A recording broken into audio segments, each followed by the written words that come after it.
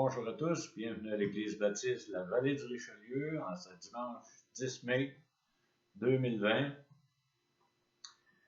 Avant de faire quoi que ce soit, j'aimerais souhaiter bonne fête des mères à toutes les mères, grand-mères qui nous écoutent ce matin. Que le Seigneur vous bénisse dans votre ministère spécial de soutien, d'éducation, de fortification des familles. C'est un élément important dans notre société. On ne doit pas négliger. On vous souhaite une belle journée. Que le Seigneur vous bénisse dans votre ministère. Lors des 2 dernières présentations, on a considéré l'avancement du plan de Dieu par les crises, en examinant 2 crises qui se sont produites dans l'Ancien Testament. La première, la famine, qui a fait en sorte que le petit peuple juif est allé s'installer en Égypte pour échapper à la famine. Puis la deuxième crise qu'on a considérée, c'était les 10 plaies d'Égypte qui ont permis au même peuple juif de sortir de l'esclavage par la main toute puissante de Dieu. Puis ces crises se sont produites dans le passé. Puis Dieu a fait avancer son plan pour former son peuple terrestre, Israël, puis accomplir pour eux ce qu'il avait promis. Dieu fait des promesses, puis il est au contrôle de l'univers, puis il avance son plan à sa façon. Puis cette semaine, j'aimerais que nous regardions une crise qui ne s'est pas encore produite, mais qui va prendre place à un moment donné dans l'histoire de l'humanité. Ce sont les 7 années de tribulation prophétisées dans la Bible. Puis avant d'aller plus loin, on va prier. Notre grand Dieu, nous voulons nous courber devant toi ce matin, puis te demander, Seigneur, de bénir ta parole, de nous garder fidèles à toi. Puis je te prie, Seigneur, d'ouvrir nos cœurs, nos esprits pour qu'on puisse discerner ta sagesse, puis ton amour pour nous, puis ton plan de toute éternité qui est en train de se produire sur cette terre, qui a commencé à la création, puis l'évolution du peuple juif. Aide-nous, Seigneur, à saisir toutes les facettes, puis la manière que tu veux faire progresser les choses, puis donne-nous du discernement en nous appuyant sur ta parole par ton esprit. Je te demande ta bénédiction sur nous ce matin dans le nom de Jésus-Christ. Amen. On va commencer tout d'abord par l'élément déclencheur, puis la cause de cette crise qui est future, qui va être énorme, épouvantable. Jésus, avant d'aller verser son sang sur la croix pour le pardon des péchés, il a prononcé un discours après avoir fait un constat de son rejet en tant que Messie, puis un constat aussi à constater l'endurcissement du peuple juif à son égard. Je vais vous lire un des passages clés de ce matin dans Matthieu 23.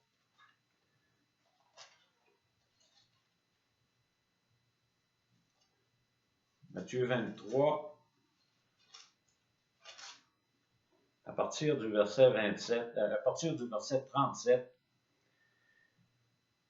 Jésus, quelques jours avant, il est entré dans Jérusalem sur un ânon, puis les Juifs étaient tous excités, tout le monde criait « Alléluia, gloire à Dieu, gloire au Fils de David, au roi d'Israël ». Puis quelques jours plus tard, Jésus revient à Jérusalem, puis il dit « Jérusalem, Jérusalem, qui tue les prophètes, qui lapide ceux qui te sont envoyés. Combien de fois ai-je voulu rassembler tes enfants comme une poule rassemble ses poussins sous ses ailes, et vous ne l'avez pas voulu. Voici votre maison vous sera laissée déserte, car je vous le dis, vous ne me verrez plus désormais jusqu'à ce que vous disiez, béni soit celui qui vient au nom du Seigneur. Imaginez un peu la scène. Le Messie vient chez les siens, puis les siens, ce sont les Juifs, puis les Juifs, ils attendent le Messie. Le Messie vient chez les siens, puis les siens ne le reconnaissent pas comme Messie, puis pire que ça, ils le rejettent. Puis avec ce constat-là de rejet, eh bien, Jésus, il réagit, puis il fait une série de prophéties. Puis il commence, la première prophétie qu'il fait, il dit, voici, votre maison vous sera laissée déserte, dans le verset 38 de Matthieu 23. La maison de Dieu, c'est le temple. Puis le temple, c'est ce qui symbolise là où réside la personne de Dieu. Puis c'est une des raisons pour laquelle Jésus était indigné quand il est entré à un moment donné dans le temple. Juste avant d'entrer dans le temple, il a vu les tables de changeurs, puis il a renversé les tables. Il était indigné, il dit, vous faites de ma maison, qui devrait être une maison de prière, une caverne de voleurs. Puis Jésus, tout de suite après avoir prononcé la première prophétie, votre maison vous sera laissée déserte, eh bien, il entre de nouveau dans le temple avec ses disciples, puis ses disciples sont tous estomaqués devant l'architecture, la beauté, la majesté du building, du temple. Puis Jésus dit dans Matthieu 24, il dit, vous voyez tout cela, je vous le dis en vérité, il ne restera pas ici pierre sur pierre qui ne soit renversée.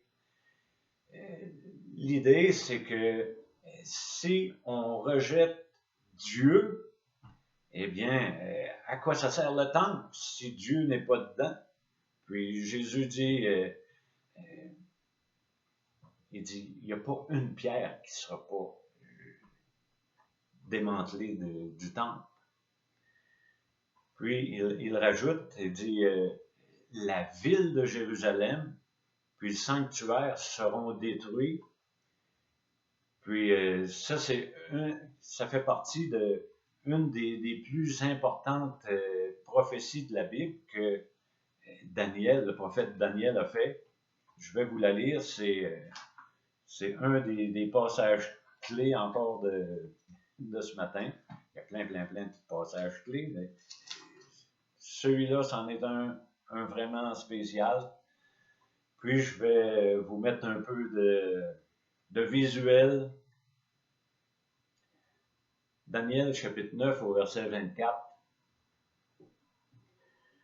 70 semaines ont été fixées sur ton peuple et sur ta ville sainte pour faire cesser les transgressions et mettre fin au péché, pour expier l'iniquité et amener la justice éternelle, pour sceller la vision et le prophète, pour oindre le Saint des Saints. Sache-le donc et comprends. Depuis le moment où la parole a annoncé que Jérusalem sera rebâtie jusqu'au Messie, au conducteur, il y a 7 semaines et 62 semaines. Les places et les fossés seront rétablis, mais en des temps fâcheux. Après les 62 semaines, le Messie sera retranché. Il n'y aura pas de successeur. Le peuple d'un chef qui viendra détruira la ville et le sanctuaire, et sa fin arrivera comme par une inondation. Il est arrêté que les dévastations dureront jusqu'au terme de la guerre. Il fera une solide alliance avec plusieurs pour une semaine, et au milieu de la semaine, il fera cesser le sacrifice et l'offrande. Le dévastateur commettra les choses les plus abominables jusqu'à ce que la ruine et ce qui a été résolu fondent sur le dévastateur. Eh bien, cette prophétie-là nous donne une grande braquette du temps, de l'histoire pour le peuple juif, puis pour notre histoire aussi à nous. Puis, cette prophétie-là, elle a un point de départ lorsque tout se met en marche pour la reconstruction de Jérusalem, puis du temple qui avait été prédite d'avance. Ça, vous pouvez lire ça dans Néhémie au chapitre 2, les 8 premiers versets. Puis les 70 semaines, eh bien, ils pourraient être comprises avec 7 semaines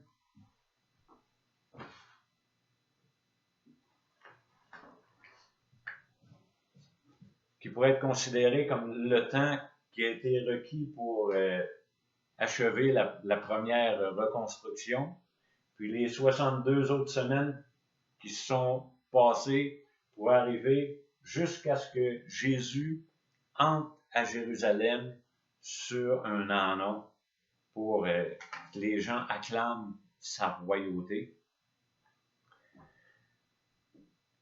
Puis tout de suite après, au verset 26, après les 62 semaines qui ont suivi les 7 premières pour arriver à 69, eh bien, il y a une prophétie qui dit que le Messie sera retranché.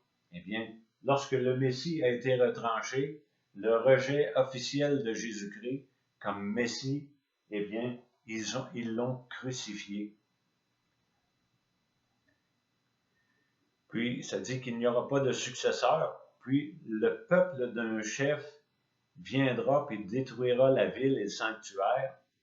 Puis, la ville puis le temple ont été détruits en l'an 70.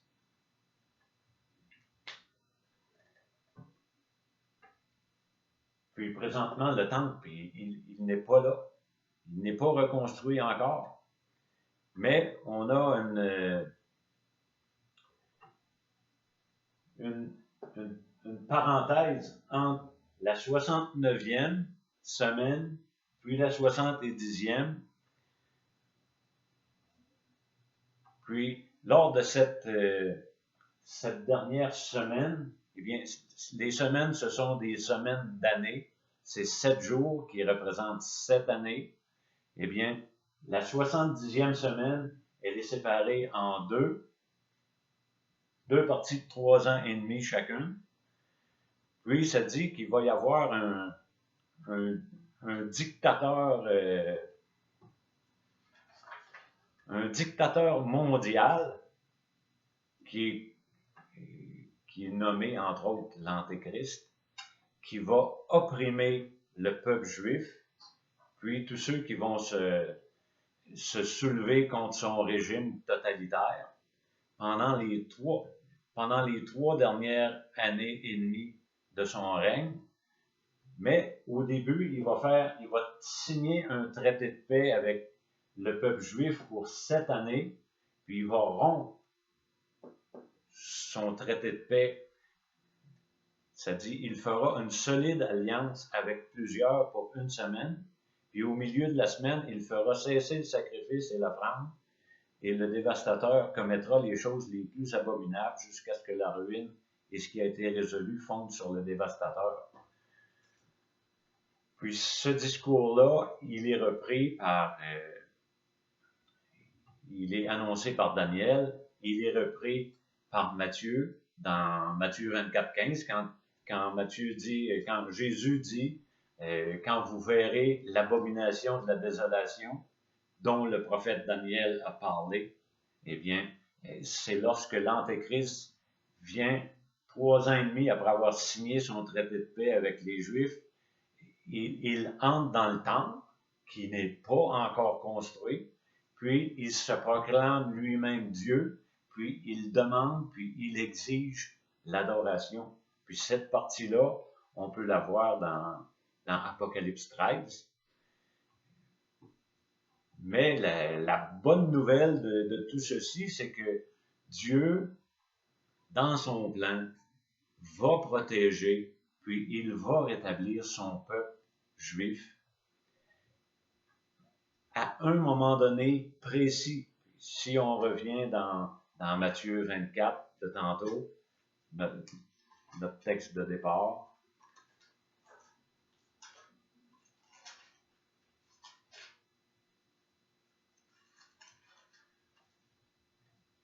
Jésus dit, « Voici votre maison vous sera laissée déserte, car je vous le dis, vous ne me verrez plus désormais jusqu'à ce que vous disiez, béni soit celui qui vient au nom du Seigneur. » Eh bien, lorsque ils ont rejeté Jésus comme Messie,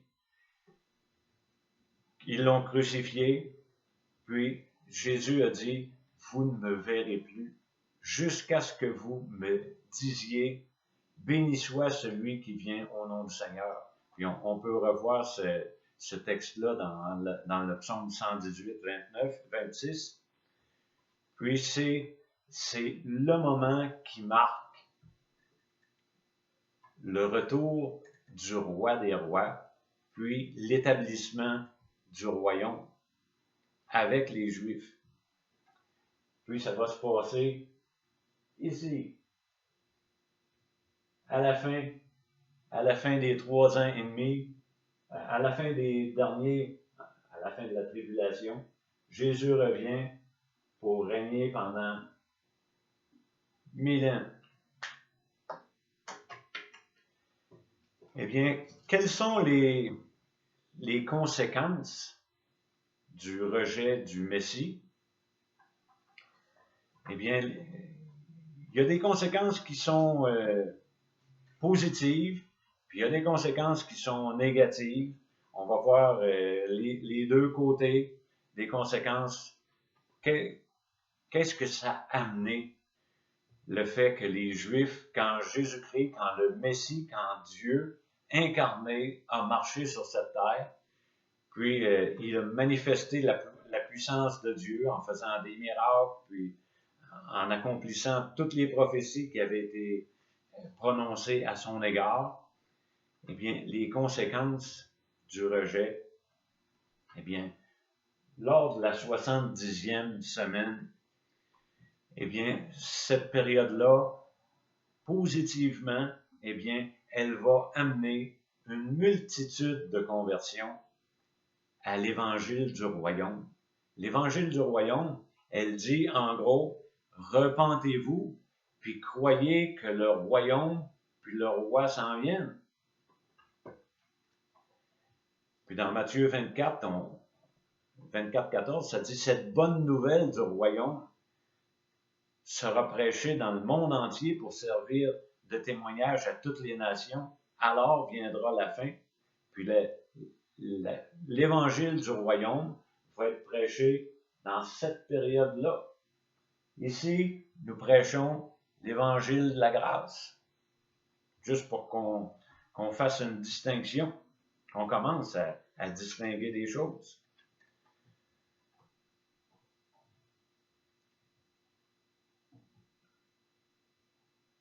L'évangile du royaume, eh bien, l'évangile du royaume, elle a des conséquences pour ceux qui l'acceptent, puis elles ont des exigences, parce que tu ne peux pas marcher sur deux côtés en même temps. Eh bien, ceux qui vont accepter l'évangile du royaume, ils vont, d'autre part, refuser la marque de la bête. Puis, en refusant la marque de la bête, eh bien, ça va leur coûter la vie. Parce que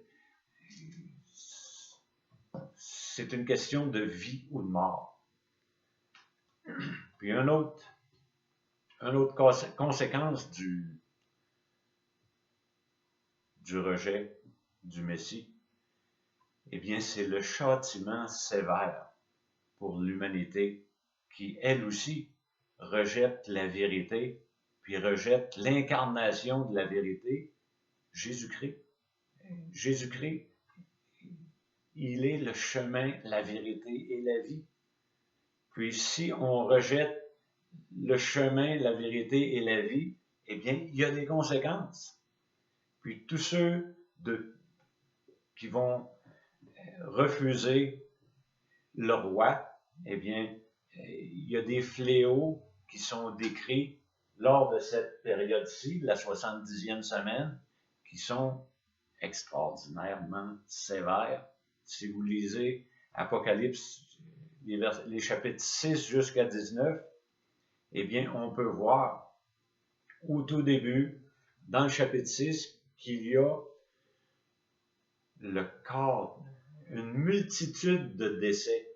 Le quart de la population mondiale décède au tout début de la première partie de la tribulation.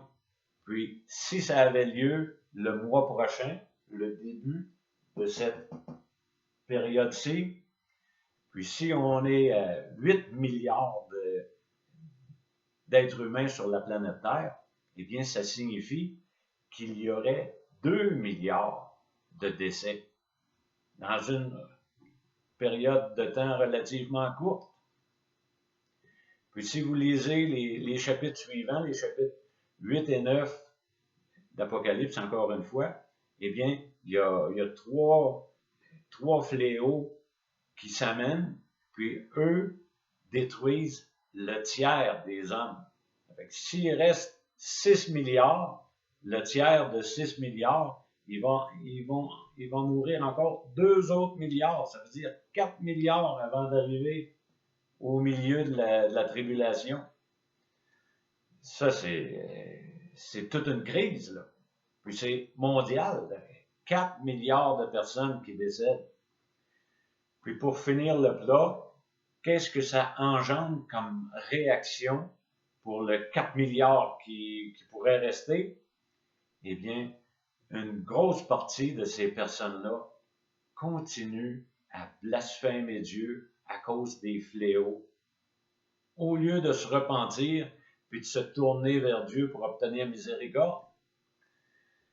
Dans Apocalypse 16, au verset 21, ça dit qu'ils ont continué parce qu'ils venaient de subir un des gros fléaux, des grêlons, des énormes grêlons qui sont tombés sur la terre. Puis ça a causé plusieurs pertes à tous les niveaux. Puis les gens ont maudit Dieu.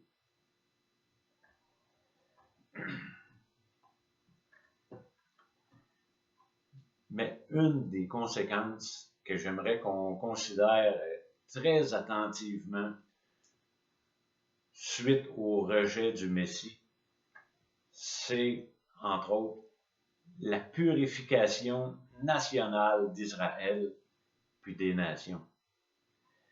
Cette période-ci, là, c'est la verge que Dieu doit se servir, la tribulation. Premièrement, pour amener son peuple qu'il aime à la repentance, puis à la foi. Mais ça va être une purification très sévère. Je vais vous lire un passage dans Zacharie, l'avant-dernier livre de l'Ancien Testament. Dans Zacharie, au chapitre 13,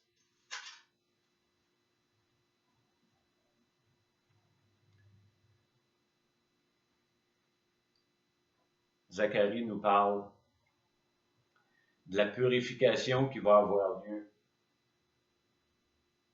dans la période de la 70e semaine de Daniel.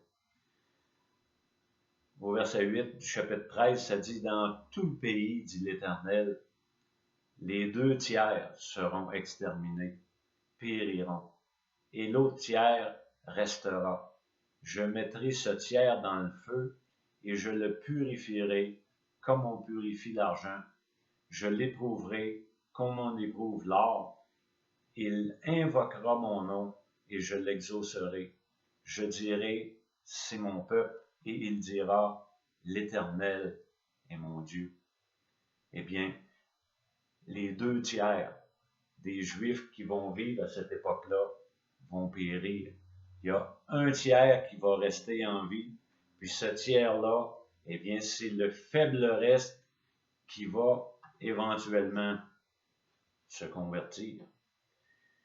Puis cette détresse-là, elle a été annoncée, puis Dieu a clairement exposé son objectif. Dieu veut châtier son peuple pour le ramener à lui. Dans Deutéronome, je vais vous lire Deutéronome chapitre 4 au verset 30 et 31.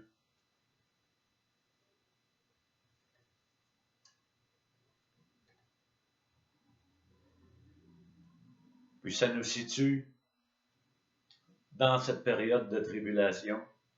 Ça dit au verset 30, « Au sein de ta détresse, toutes ces choses t'arriveront.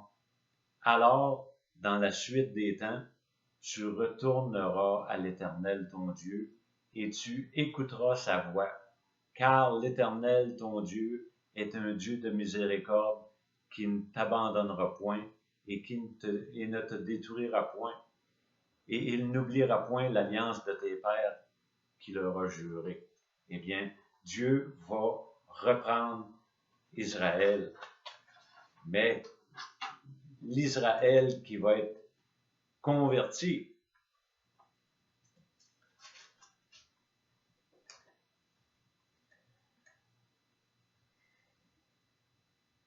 Je vais vous lire un autre passage encore dans Zacharie au chapitre 12, versets 2 et 3. « Voici, je ferai de Jérusalem une coupe d'étourdissement, et pour tous les peuples d'alentour, et aussi pour Juda dans le siège de Jérusalem.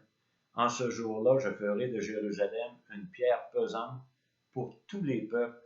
Tous ceux qui la soulèveront seront meurtris, et toutes les nations de la terre s'assembleront contre elle. » Eh bien, dans son plan, Dieu a prévu aussi châtier les nations, surtout les nations qui vont être utilisées pour châtier Israël.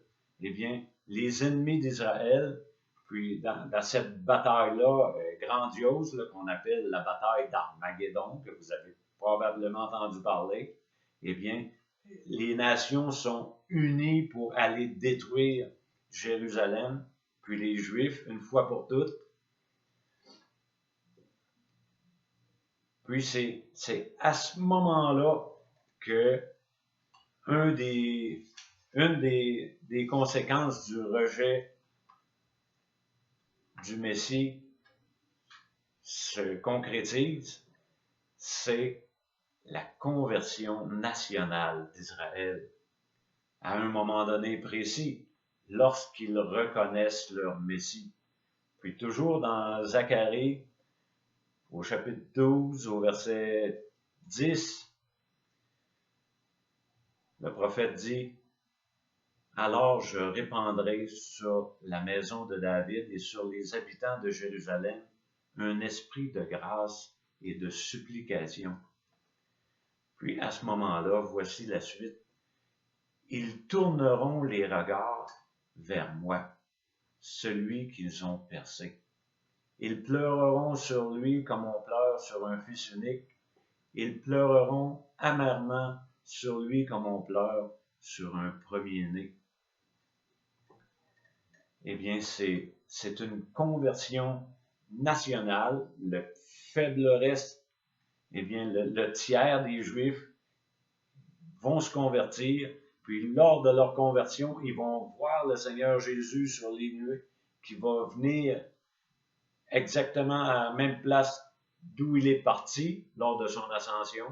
Puis les Juifs, à ce moment-là, vont ouvrir leur cœur, ouvrir leur bouche, ouvrir leur esprit, puis ils vont proclamer la parole qui est écrite dans Psaume 118, 26. « Béni soit celui qui vient au nom du Seigneur. »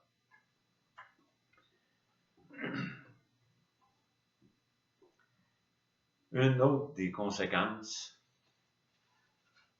du rejet du Messie, c'est le début d'une nouvelle dispensation.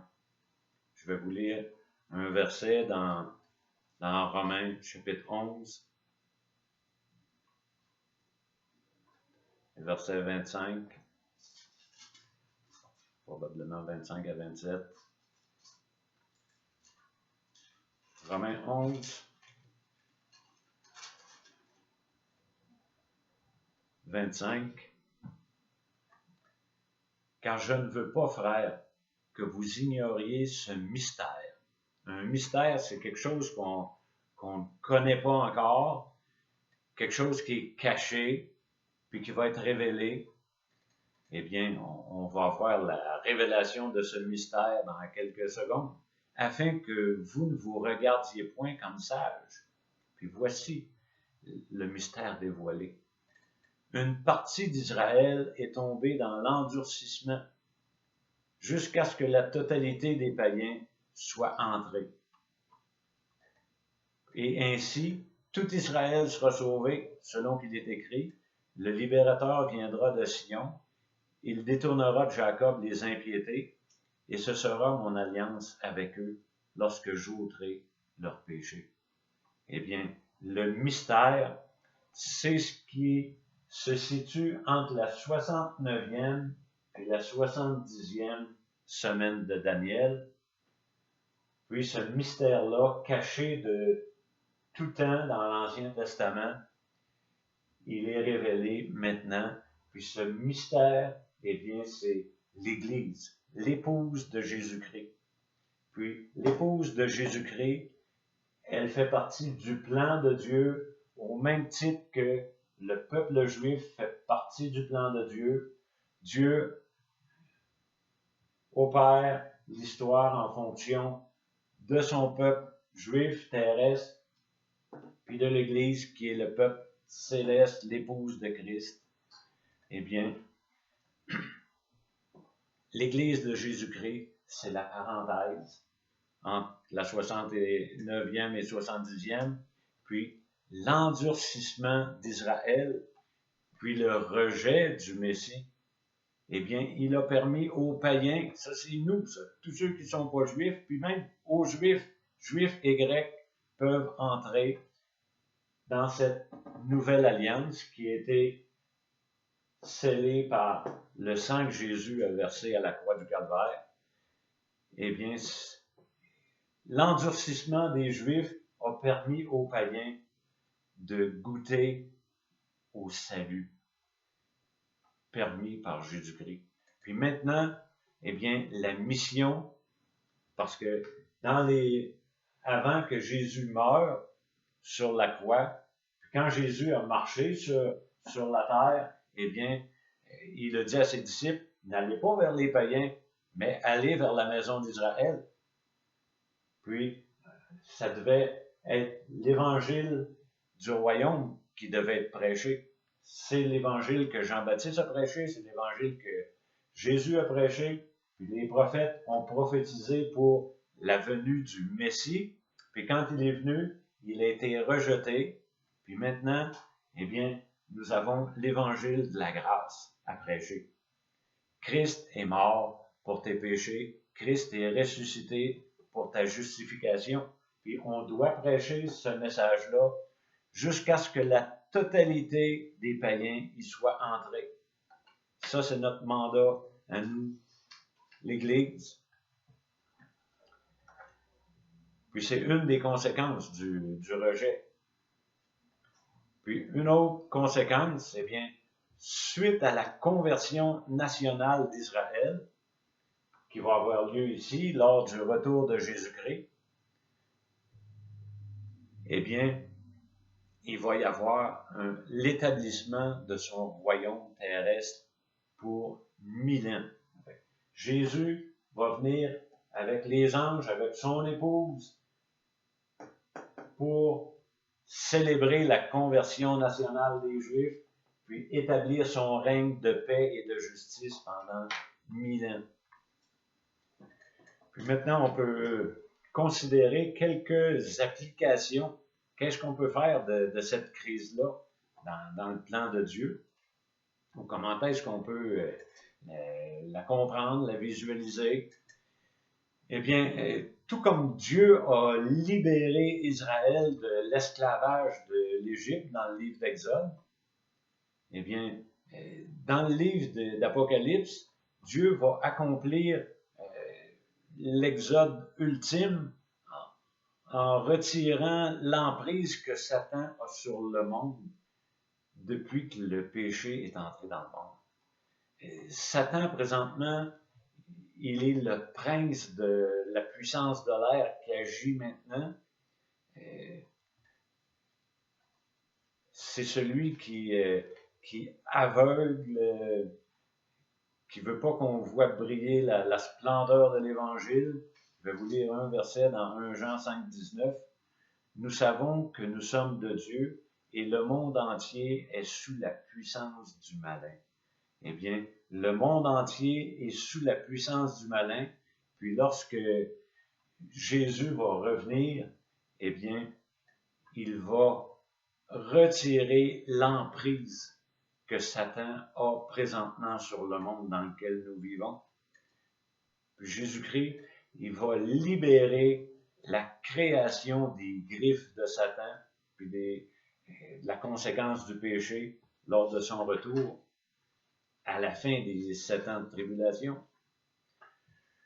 Puis, une autre application qu'on peut faire, c'est que Dieu a promis de bénir les nations à travers la nation d'Israël. C'est vraiment un changement de cap parce que aujourd'hui, on peut percevoir un mouvement antisémite qui s'installe dans le monde entier, puis qui va avoir son point culminant lors de la bataille d'Armageddon. Mais lors du retour de Jésus-Christ, après leur conversion nationale, eh bien, il va y avoir un autre mouvement qui va prendre place. Si vous venez avec moi dans Zacharie, chapitre 8, au verset 22 et 23, ça dit « Et beaucoup de peuples et de nombreuses nations viendront chercher l'Éternel des armées à Jérusalem et implorer l'Éternel. Ainsi par l'Éternel des armées, en ces jours-là, c'est à partir après les 7 ans de tribulation, en ces jours-là, 10 hommes de toutes les langues des nations saisiront un juif par le pan de son vêtement et diront, nous irons avec vous, car nous avons appris que Dieu est avec vous. Eh bien, quand les Juifs vont entrer ici en vie, le faible reste converti, eh bien, ils vont servir de guide parce que le roi va être assis sur le trône de David dans le 3e temple qui n'est pas encore construit. Puis il va régner sur son trône, puis il va régner sur la terre pendant 1000 ans. Puis les Juifs vont servir de guide.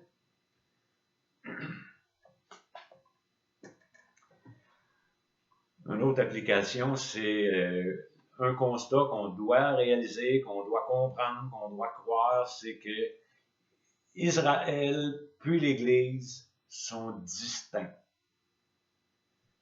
Mais ils font partie du même plan. Ils font partie du plan de Dieu. Mais Dieu gère son plan différemment envers Israël puis envers l'Église. Puis présentement, eh bien, Israël est mis de côté à cause de son endurcissement. Puis son endurcissement va être brisé lors des 7 ans de tribulation pour amener la conversion nationale à la toute fin. Mais pour l'Église, nous sommes sous la grâce. Puis le salut, présentement, il est offert à tous, juifs, non-juifs, en croyant à l'œuvre expiatoire de Jésus-Christ. Puis sa résurrection. Jésus est mort pour tes péchés, puis 3 jours plus tard, il est ressuscité, puis présentement, il est assis sur le trône à la droite du Père, puis il attend que que ses ennemis soient devenus son marchepied pour revenir. Nous sommes sous la grâce. On doit croire à l'œuvre expiatoire de Jésus-Christ, à sa résurrection corporelle, mais il y a un terme. Il y a un terme. Ça ne durera pas toujours. Il y a un terme à cette offre. Puis aujourd'hui, si tu écoutes l'offre que Dieu te fait, là, de croire à ce que Jésus-Christ a fait pour toi à la croix du Calvaire, eh bien, si tu refuses l'offre que Dieu t'adresse en tant que pécheur, eh bien, c'est l'équivalent de rejeter pour le Juif qui a rejeté le Messie quand il est venu. Si tu refuses l'offre que Dieu t'adresse, eh bien, tu vas faire face à la pire crise de ta vie. Puis la pire crise, c'est pas ici, là. La pire crise, c'est le jugement éternel si tu rejettes celui qui est mort et ressuscité pour toi. Dans Jean 3, 36, la parole dit « Celui qui croit au Fils a la vie. » Fait que si ce matin, tu entends Dieu qui te dit clairement « Eh bien, je t'aime, mon garçon, ma fille, je suis venu sur cette terre pour porter tes péchés, pour les expier, puis pour t'accorder un plein pardon pour tes péchés. Si celui qui croit au Fils a la vie éternelle, celui qui ne croit pas au Fils ne verra point la vie, mais la colère de Dieu demeure sur lui. » Ici, Dieu manifeste sa colère, puis tous ceux qui sont décédés avant la manifestation de cette colère, depuis Adam jusqu'à ici, eh bien, tous ceux qui refusent le Messie ou Christ crucifié, eh bien, ils attendent leur jugement éternel qui va avoir lieu après les 1000 ans. Un autre passage dans le même livre, dans Jean 5, 24, ça dit « En vérité, c'est Jésus qui le dit. Il dit « Je vous le dis, celui qui écoute ma parole et qui croit à celui qui m'a envoyé a la vie éternelle. Il ne vient point en jugement, mais il est passé de la mort à la vie. » Dans l'Ancien Testament, dans Ézéchiel 33, 11, ça dit « Dieu ne veut pas que le méchant meure, mais qu'il revienne à l'Éternel qui va avoir pitié de lui. » Eh bien, si tu réalises que tu es un pécheur, eh bien, Christ est mort pour tes péchés, puis il est ressuscité pour plaider pour ton entrée dans la vie éternelle. Il y a une autre belle application, c'est que un jour, après les 7 ans, un jour, nous allons voir la paix et la justice régner sur la terre pendant 1000 ans, avec nul autre que Jésus-Christ, le Messie, le Sauveur du monde. La question que je peux poser là, seras-tu là?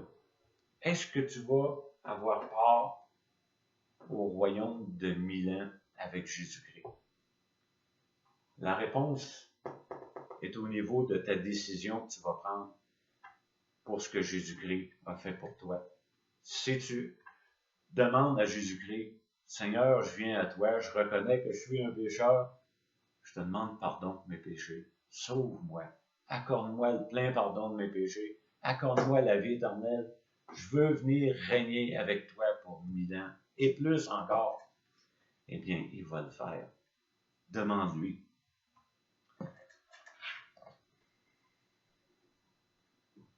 La semaine prochaine, nous allons considérer la crise actuelle dans laquelle nous vivons à la lumière de celle qui s'en vient. Puis en considérant les 2 crises qu'on a vues dans l'Ancien Testament pour que Dieu avance son plan, on va essayer de voir si on peut comprendre quelque chose. Tout ce que j'espère, c'est qu'on soit ici, on soit tout près de la grosse crise qui va arriver dans les 7 années de tribulation.